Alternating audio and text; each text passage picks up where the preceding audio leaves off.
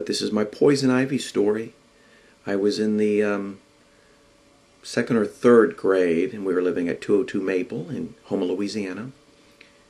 And Walter Bringays, my dearest best friend, who gave me one of his dogs, White Eyes, our beagle, our favorite beagle at the time, and lived with us for many, many years, White Eyes.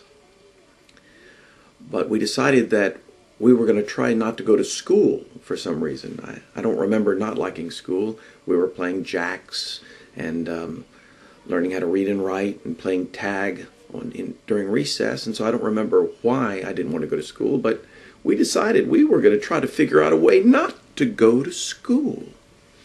So I told him that I was allergic to poison ivy, and that if I get it on me, then I break out in a rash.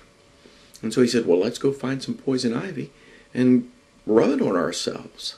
So Walter Bringays and I, when we were about 6 or 7 years old, went out back of the house and found a patch of poison ivy. We knew what poison ivy looked like because we had gotten it on ourselves before. We got it on our arm and had to put calamine lotion all over it for a week because it was itched very badly.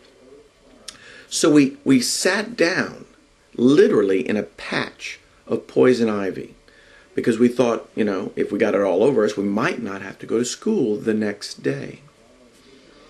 So we started rubbing it in our hands and breaking the little leaves.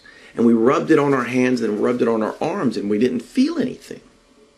Walter said, "Do you feel anything?" I said, "No, I don't feel anything."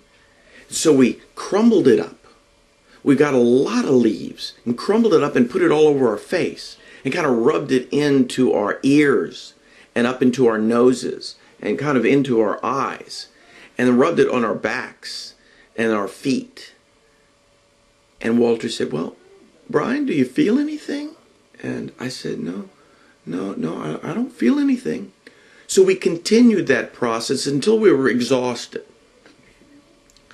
And the next morning, we left disgusted that nothing had happened and it was all for naught.